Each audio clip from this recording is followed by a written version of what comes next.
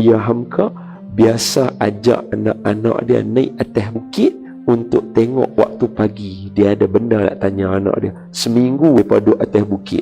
Dia lepas sembahyang subuh, dia panggil anak-anak dia duduk menghadap dekat kaki bukit, ufuk dunia tu, untuk nak tengok matahari naik. Hari ni tengok matahari naik, esok tengok matahari naik, lusa tengok matahari naik, tulat tengok matahari naik. Lepas tulat tunggin matahari naik. Lepas tunggin buyung kan, buyung matahari naik. Yang ketujuh apa? Hantam saja labun matahari naik juga. Tujuh hari matahari naik. Terus dia tanya dekat anak dia hari yang ketujuh. Apa Buya Hamka tanya anak dia hari yang ketujuh? Buya Hamka tanya anak dia, wahai anakku, bagi tahu dekat aku, 7 hari hampa tengok matahari naik. Hari mana yang sama dengan hari yang satu lagi? Anak-anak dia kata, wallahi ayah, 7 hari berbeza. Maka kata Buya Hamka, wahai anak, kalau 7 hari Allah boleh buat berbeza, tak ada masalah. Allah nak buat 365 hari berbeza. Itu tentang cantiknya subuh. Saya syarah tajuk ni sekali hari tu dekat Pulau Pinang. Habis saya syarah, ada seorang makcik duduk keluar. Dia panggil, Ustaz meh. Saya pun pergi sebab orang dia tak boleh jalan. Saya pergi. Kenapa hajah? Ustaz abang tadi kata Buya Hamka tengok cahaya subuh. Rumah saya, apartmen saya, memang ada satu bilik saya punya khas menghadap ke sebelah laut Penang kan, laut untuk matahari naik. Tiap-tiap hari saya tengok matahari naik, Ustaz. Wallahi Ustaz, sehari pun tak pernah sama. Nampak? Sehari pun tak pernah sama matahari naik. Cantik dia hari ni lain, esok lain, lusa lain, tulat lain. 365 hari, 365 kali cantik dia lain. Subhanallah, Allah hebat. Dahsyat. Subhanallah. Hebat Allah, Allah hebat. Makna subuh cantik, selesai, dapat dah 2. Tapi tak kena juga, jawapan tak dapat. Pasal apa subuh menjadi kayu ukur? Betul ya? Kenapa subuh jadi kayu ukur? Jadi kalau kita tukar subuh kepada cantik, kenapa cantik jadi kayu ukur? Lain macam. Tak kena juga. Jom tengok makna lagi dalam Quran. Ada lagi tak? Ada satu lagi makna. Biasalah orang kata simpan yang terbaik ni ujung. Saya simpan buah ni last. Apa dia? Firman Allah ya elok-elok. Nanti kalau tuan-tuan pandai tulis, tuan-tuan tulis. Kalau tak, tuan-tuan cari je ayat ni. Wa allafa baina qulubihim. Ni ayat dia. Dan wa allafa, Allah sangkut, ikat. Wa allafa, paut. Bahasa kita takluk, duduk elok-elok, takluk. Wa allafa baina qulubihim, kami satukan hati mereka. Dengan elok-elok nak ayat ni saya baca. Wa allafa baina qulubihim fa asbahtum. Ada kalimah subuh di situ. Fa asbahtum bi ni'matihi ikhwana. Tang sini jawapan dia. Apa dia? Wa allafa baina qulubihim. Sekali lagi lah. Wa allafa baina qulubihim, kami ikat hati mereka cantik, comel, elok-elok. Fa asbahtum, dan subuh. Kita tinggal dulu makna dia, kita tak terjemah lagi. Dan subuh, dengan nikmat itu mereka jadi bersaudara. Tak kena makna subuh dekat sini, mesti ada makna lain. Kami satukan hati mereka, dan subuh nikmat itu menjadikan mereka bersaudara. Tak kena tang situ, mesti ada makna lain.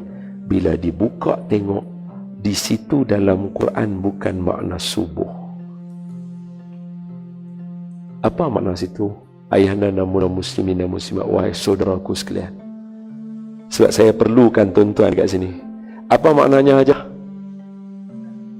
Bukan silaturahim. Tengok ayat ya. Sekali lagi ya. Kami tautkan hati mereka elok-elok, dan subuh nikmat itu menjadikan mereka bersaudara. Tahu maksud fa asbahtum kat situ maknanya apa? Dan menjadilah dengan nikmat itu mereka bersaudara. Makna subuh menjadi. Nak tahu hidup kita jadi tak jadi, hang jaga waktu subuh. Tu makna dia. Tu Arab guna perkataan sabaha dengan makna menjadi. tu Arab. Bukan, Allah guna dalam Quran. Nak tahu pasal apa pejabat kita, nak tahu pasal apa penduduk kita, nak tahu pasal apa sekolah kita, tak berapa jadi. Maaf kalau ada cikgu dalam ni, betul tak? Kalau ni mak bapak kat sini pun mak bapak yang concern, betul tak? Education terbaru dia kata kemenjadian pelajar, betul tak? Nak tahu pelajar jadi tak jadi, subuh dia jaga. Sebab makna subuh tu sendiri, menjadilah dia. Ni semua baru tahu ni. Semua baru tahu. Oh ya, ada makna menjadi. Lah ni barulah soalan kita terjawab.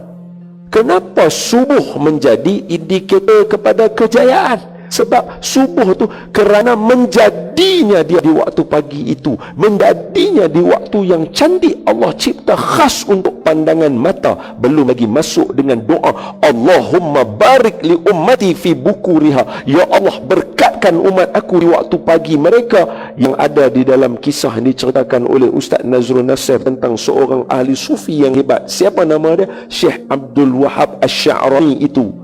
Aku buka kedai di waktu pagi 7.30. Siapa tak mai pun kedai, bukan untuk orang mai, untuk aku dapatkan doa Nabi. Allahumma barik li ummati fi bukuriha, ya Allah berkatkan umat aku di waktu pagi mereka. Maka tahulah kita bahawa siapa yang jaga waktu paginya, subuhnya, maka sudah pasti hari itu dia akan menjadi. Dan ketahuilah bahawa perkataan fa asbahtum bukan sekali dalam Quran, sekurang-kurang ada 3 kali dalam Quran. Semua membawa maksud menjadi. Kalau ayah dan Muna Muslimin boleh tengok saya nak kata apa? Hari ni nak bincang tajuk menjadi ke tak pelajar dan sebagainya. Orang bincang tak pasal nak bagi peramai subuh, orang tak bincang. Hak tu saya kata orang tak serius. Maaf saya bukan nak bangga dengan Mak Saleh, maaf nah. Cuma hari ni kalau tak sebut saya Mak Saleh, dia jadi orang kata macam kita ni tak up to date. Saya sebut je nak kita tahu. Tuan-tuan tolong buka buku, baca aja tentang semua orang yang hebat-hebat yang Mak Saleh tulis. Contohnya macam mendiang Steve Jobs, contoh yang antara yang kaya-kaya yang buka company besar-besar kan, macam Virgin punya owner.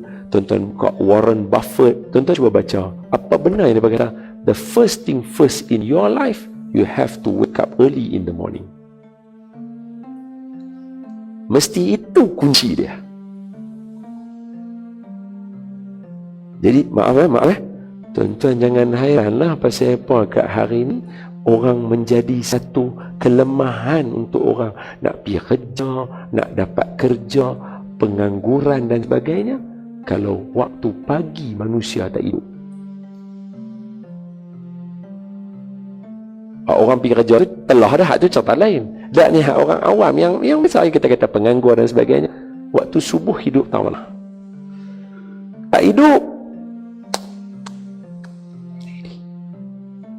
Maka faham kepada kita, Sultan Salahuddin Al-Ayyubi, dia tak ambil orang yang tak bangun sembahyang subuh. Bukan dia kata kawan tu kapiak, kawan tu jahat, tak.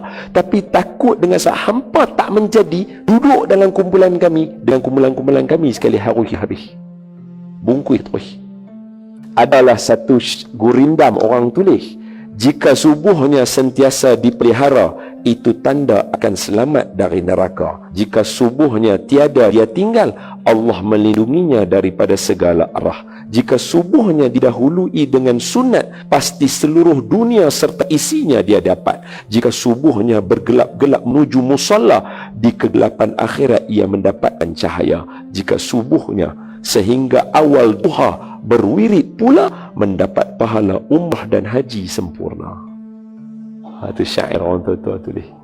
Wahai ayah dan Muna Muslimin Muslimat yang ada dalam sini, kita tuan-tuan adalah orang yang datang masjid. Jadi dengan keberkatan yang ada pada tuan-tuan, saya rasa kita perlukan buah fikiran. Macam mana kita nak buat untuk bagi orang mai sembahyang subuh? Dia perlu ada discussion. Adakah kita perlu, maaf, mungkin ada dalam ni orang-orang yang ada kesenangan dari segi keuangan, mungkin mereka boleh sponsorkan beberapa program dalam televisyen. Contohnya macam orang panggil istilah PSA, Public Service Announcement. Macam kalau dalam TV, denggi apa semua kan, dia kena ada juga. Tidurlah awal supaya anda boleh bangun subuh awal, supaya hari anda menjadi. Patut dia kena ada doktrin macam tu hari-hari. Baru beza kita punya TV dengan orang lain punya TV, betul tak betul? Jadi alasan untuk nenek-nenek dan ibu-ibu dan bapa-bapa dan tok wan nak suruh cucu tidur awal, anak tidur awal, jelas. Kalau tidak, jenuh berlari dengan mereka nak suruh tidur. Ingatkan tutup lampu, mereka semua boleh duduk diam. Rupanya tutup lampu, dia duduk buat jadi hantu pula dah. Cucu tu lah. Anak-anak kita. Itu contoh saya abang. Contoh dia kena ada dalam radio pengumuman tentang seriusnya di waktu pagi. Sebab kalau berdasarkan hadis yang saya baca, itu macam seolah-olah kempen Nabi kepada para sahabat. Tanda-tanda orang munafik itu kan macam kita katalah contoh tanda-tanda H1N1. Dah bukan yang baru ni apa? Mouth food disease tu apa? HFMD. HFMD. Tanda-tanda HFMD. Mulut ada bintik-bintik, tangan ada bintik. Betul tak ayat saya, betul kan? Cuba kita buat. Tanda-tanda orang munafik ialah tak semayang subuh dan tak semayang isyak. Sama aja pengumumannya. Tapi kenapa pengumuman tu tak ada? Bila dia buat macam tu, dia ulang, didoktrin pada kita, kita pasti akan jaga sembahyang subuh. Itu salah satu resolusi lah yang saya ada dalam tajuk macam ni. Radio buat pengumuman. Di malam hari, bukan lagi kata, anda bersama dengan saya. Ada luahan perasaan. Dia bukan macam tu je. Tak mau macam tu saja. Dia kena main dengan satu benda yang seolah-olah, dan bagi mereka yang bekerja esok pagi, tidur awal. Anda tak dengar saya pun tak apa. Tidur awal. Esok pagi buka dengar kawan saya esok pagi pula. Seolah-olah kempen supaya orang tidur awal, bangun awal. Tidur awal, bangun awal. Untuk kita nak jumpa dengan subuh. Sebab subuh itu membawa makna menjadi. Akan jadi hari kita kalau kita tak ada waktu subuh. Hak tu tak sapilah kataan orang tua. Kalau orang tua lagi teruk, dia kata kalau kita tak bangun subuh, rezeki tak ada terus. Betul tak betul? Orang tua betul ya? Orang tua lagi dahsyat. Orang tua punya hukuman lagi dahsyat. Tak ada bangun subuh, rezeki tak ada domai kan? Betul tak? Tapi kalau tengok kata-kata dia, memang selari dengan Al-Quran dengan Sunnah, memang selari. Dan kalau subuh hang tak menjadi, rezeki nak main ke mana?